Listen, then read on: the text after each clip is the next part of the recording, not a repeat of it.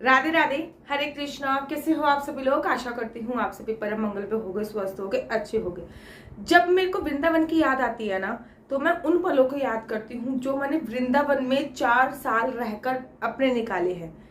वृंदावन में मैं लगातार 3.5 4 साल रही हूँ। एक एक याद मेरी वहां से जुड़ी हुई है। आज मैं आपको वृंदावन की कोई खास बातें बताने वाली हूँ जो वृंदावन को वृंदावन से अलग करती हैं, और ये मैंने खुद ने महसूस करी है।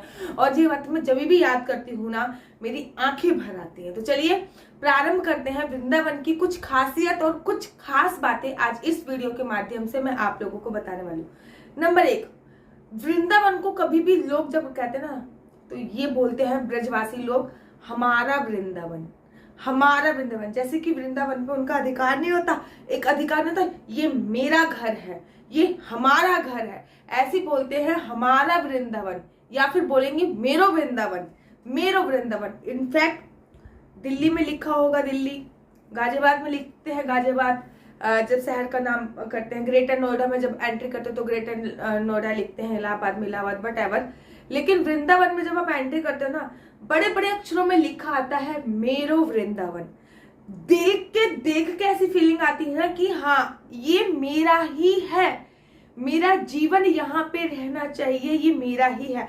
बहुत अच्छा फीलिंग आता है ये पढ़कर कि मेरो वृंदावन, हमारा वृंदावन। ऐसा लगता है कि वृंदावन के हम हैं और हमारा वृंदावन है। बहुत अच्छा लगता है, ऐसा लगता है वृंदावन हमारा घर है, धाम नहीं है वो, भगवान का धाम नहीं है, हमारा घर ही है। दूसरी और एक बहुत इंपॉर्टेंट बात, वहां पे रिक्शे वाले भी, अगर रिक्शे वाले रास्ता मांग रहे होंगे तो बोलते हैं राधे राधे। चलो रिक्शे वाले की तो बात अलग है। मैं 4 साल वृंदावन में रही तो मुझे एक दूध देने वाले भैया आते थे, और जैसे ही वो बाइक चलाते थे, बाइक मेरे घर के सामने रोकते थे और जोर से आवाज लगा देते, राधे। ठीक अगले दरवाजे पे जाते थे, मेरे दरवाजे पे मेरे को दूध देके अगले दरवाजे पे जाते थे राधे। ये चीज बोल के संबोधित किया जाता है, राधे राधे राधे राधे। मतलब दूध देने वाले भैया से लेके कूड़ा डालने वाली जो गाड़ी आती है ना, वो भी राधा नाम का सिमरन करती हुई आती है। अर्थात कूड़े वाली गाड़ी आएगी, वो भी राधे राधे राधे राधे करती हुई आएगी। रिक्शे कोई साइड मांगता है तो भी राधे राधे करते रहते हैं। अगर हमें किसी से एड्रेस पूछना होता है तो कहते राधे, ये बताना कहाँ पे पड़ेगा, तो बड़े ही आनंद की प्राप्ति होती है। वहां पे कोई हेलो, हाय, एक्सक्यूज मी, नमस्ते, और किसी का नाम लिखा, वहां पे हर किसी का नाम राधे ही है। ऐसा लगता है कि ब्रज की सारी गोपियां राधे ही है, हर किसी का नाम राधे है। कूड़े वाली गाड़ी हो गई, मतलब सफाई करने वाले भैया आ गए, या फिर दूध देने वाले भैया आ गए, सब्जी वाले भैया आ गए, हर कोई केवल राधे ही बोलता है। ना किसी को आंटी जी बोलते हैं, ना किसी को अंकल जी बोलते हैं, ना किसी को बहन जी बोलते हैं, ना किसी के नाम से संबोधित किए जाते हैं, केवल राधे राधे ही बोला जाता है। तीसरी और मोस्ट इंपोर्टेंट बात, अगर हम दिल्ली में नंगे पैर घूमेंगे ना, 10 लोग हमें देखते हैं, या फिर हम गाजियाबाद में नंगे पैर घूमेंगे, अगर मैं पुणे में मैं नंगे पैर चले जाऊं ना, 10 लोग मुझे देखेंगे चप्पल नहीं है इसके पास, या फिर कैसे। लेकिन हम वृंदावन में नंगे पैर घूम रहे हैं तो लोग समझते हैं कि दर्शन करके आ रहे हैं या परिक्रमा करके आ रहे हैं, क्योंकि आधे से ज्यादा ब्रजवासी नंगे पैर ही परिक्रमा करते हैं। 99% लोग परिक्रमा करते हैं वो नंगे पैर ही करते हैं। 1% जिनके पैरों में कोई परेशानी होती है वो चप्पल इत्यादि पहन के परिक्रमा करते हैं, बाकी सभी लोग नंगे पैर ही परिक्रमा करते हैं। तो जब भी हम लोग नंगे पैर होते हैं ना वृंदावन में, तो लोग समझते हैं कि हाँ, ये जो नंगे पैर आ रहे हैं ये परिक्रमा करके आ रहे हैं या फिर दर्शन करके आ रहे हैं। और कहीं और नंगे पैर तुम घूम के दिखा दो तो लोग तुम्हें ऐसे देखते हैं, पता नहीं क्या हो। और अगर वृंदावन में नंगे पैर घूम रहे हो तो इतनी आनंद की प्राप्ति होती है कि मैं आपको शब्दों में बयां नहीं कर सकती। चौथी और मोस्ट इंपोर्टेंट बात, वृंदावन में ना जो भिक्षा मांगने के लिए साधु संत आते हैं तो ना वो कुछ बोलते नहीं है। मेरे दरवाजे पे एवरीडे आते हैं, मेरे दरवाजे पे क्या, वृंदावन वाले मेरे घर पे एवरीडे आते हैं, तो वो मजीरा उनके हाथ में होता है और वो मजीरा बजाते रहते हैं। वो कुछ नहीं बोलते, मजीरा बजाते रहते हैं, और आप उनको निकाल के कुछ भी दे सकते हो। और वृंदावन के जितने भी जो हमको दान देने का मौका देते हैं, वो 1 रुपया तक ले लेते हैं। मतलब आते हैं, 1 रुपया उनको दे दो तो भी चले जाएंगे। आप दिल्ली में, गाजियाबाद में, पुणे में, मुंबई में किसी भिखारी को 5 रुपए भी दोगे ना, तो वो ऐसा मुंह बनाता है, मैं आपको क्या बताऊं। 5 रुपए देने में भी मुंह ऐसा बनता है कि भैया तुम इसको भी ले जाओ, ये देख के क्यों मेरे पे एहसान कर रहे हो। लेकिन वृंदावन में कोई भी भिक्षा मांगने आता है, बड़ी प्रसन्नता के साथ वो 1 रुपए ले लेते हैं, बड़ी प्रसन्नता के साथ। वृंदावन की एक खासियत और है, यहाँ पे ना हमें गाय ढूंढनी नहीं पड़ती। दिल्ली में होगी, दिल्ली, गाजियाबाद, नोएडा, पुणे, यहाँ पे गाय ढूंढने मात्र से नहीं मिलती। वृंदावन में कम से कम मेरे घर के मुख्य द्वार पर ही कम से कम दिन में 10 से 15 गैया आती है। 10 से 15 गैया मेरे घर के बाहर ही आती है। वहां पे हमें गाय के पास जाने की आवश्यकता नहीं होती है, गाय हमारे पास आ जाती है। और ये बहुत अच्छी बात है, बृहस्पतिवार को देखोगे ना तो गाय ने तिलक लगा रखा होगा, मतलब किसी ने गाय का तिलक कर रखा होगा। वृंदावन में आप लोगों को गोबर ढूंढने की आवश्यकता भी नहीं पड़ेगी, गाय तो छोड़ो, गोबर भी ढूंढने की आवश्यकता नहीं पड़ेगी।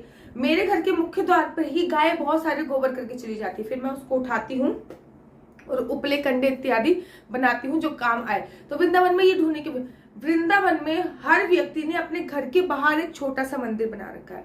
वृंदावन के लोग ये बोलते हैं, जैसे कि वो बांके बिहारी जी के मंदिर में बड़े कम जाते हैं, जैसे कि जिस एरिया में मैं रहती हूँ कैलाश नगर, या फिर मैं बहुत सारे लोगों को ऐसे जानती हूँ जो बांके बिहारी जी के मंदिर में बहुत कम जाते हैं। तो जब मैं उनसे पूछती हूँ, भाई हम इतनी पुणे से आ रही हूँ बांके बिहारी जी के दर्शन करने, या फिर मैं दिल्ली से आ रही हूँ बांके बिहारी जी के दर्शन करने, आप लोग बांके बिहारी जी के दर्शन करने नित्य क्यों नहीं जाते, आपको तो इतना अच्छा मौका मिला है। तो वो तो हमारा ही है, हम क्या दर्शन करने जाएंगे, अरे वो कलुआ तो हमारा ही है, हमारा लाला है, लाला से मिलने हम थोड़ी जाएंगे, लाला हमसे मिलने आएगा। इतना आनंद आता है ना ये सारी बातें सुन के। वृंदावन में एक चीज और मैंने देखी है, कोई अनजान व्यक्ति भी अगर आ गया ना तो वो भूखा नहीं रह सकता, क्योंकि वृंदावन जो है प्रभु खाने का जुगाड़ कहीं ना कहीं से कर ही देते हैं आपके लिए। तरह तरीके के भंडारे हो रहे होते, तरह तरीके का कुछ हो रहा होता है, तो प्रभु खाने का जुगाड़ आपके लिए कहीं ना कहीं से कर ही देते हैं। वृंदावन में रह के कोई व्यक्ति भूखा नहीं रह सकता, बिना पैसे दिए भी उसका पेट भगवान ही भर देगा, भगवान ही उसका पेट भर देता है। वो कहते नहीं, आप, मैं आई थिंक मैंने पुणे में बहुत कम भंडारे होते हुए देखे, पुणे में, मुंबई बहुत कम भंडारे हैं, गणपति के टाइम शायद होते हों, लेकिन वृंदावन में हमेशा कोई उत्सव नहीं होता, कुछ नहीं होता, हमेशा ही ऐसा लगता है कि वहां पे कोई ना किसी चीज का भंडारा चल रहा होता है। अब आप वृंदावन आज चले जाओ या कल चले जाओ, कभी भी चले जाओ, जब कोई तीज त्योहार होगा तो तब तो चलो तीज त्योहार है, लेकिन जब कोई तीज त्योहार नहीं होता वृंदावन में तब भी ऐसा लगता है कि कोई ना कोई त्योहार है। वृंदावन में हमेशा ही ऐसी फीलिंग आती है कि आज तो वृंदावन में कोई ना कोई उत्सव है। लोग पूछते हैं बाहर से आके, क्या वृंदावन में कोई त्योहार है, क्या कोई त्योहार है? नहीं, वृंदावन में डेली ही त्योहार होते हैं, ऐसा महसूस होता है। तो जब भी मुझे वृंदावन की याद आती है तो मैं वृंदावन की ये सारी बातें याद करती हूँ, मुझे बड़े आनंद की प्राप्ति होती है, बड़ी खुश होती है वृंदावन की ये सारी बातें याद करके। वहां पे जो गोलगप्पे खाने के सभी लोग बड़े शौकीन है वृंदावन में, वहां पे लस्सी पीने के सभी लोग बड़े शौकीन है। वहां की लस्सी का आनंद ही अलग है। कहते नहीं, वृंदावन जाओ और लस्सी, छाछ लस्सी ना पी के आओ तो आप क्या खा के वृंदावन जाओ। तो वहां की लस्सी छाछ का आनंद ही अलग होता है। और जो ब्रजवासी लोग होते हैं ना, अगर वो वैष्णो बिहारी जी के मंदिर में जाते नहीं, बहुत कम जाते हैं दर्शन करने, क्योंकि उनको लगता है बिहारी जी हमारे ही हैं, हम बिहारी जी के ही हैं, वो तो हमारे लाला स्वरूप। अगर वो चले गए तो ब्रजवासी बड़े शौकीन होते हैं माला के, उनको लगता है कि एक माला उनके गले में अवश्य डले। और जैसे कि दिल्ली के लोग दर्शन करने के लिए गए या फिर गाजियाबाद पुणे के लोग दर्शन के लिए गए, अगर गले में उनके माला डाल दी गोस्वामी जी ने तो वो तो तुरंत थोड़ी देर बाद माला निकाल देते, 5-10 मिनट बाद। लेकिन जो ब्रजवासी होते हैं वो उस माला को गले में डाले डाले घूमते हैं और अपने घर तक लेके आते हैं महाराज।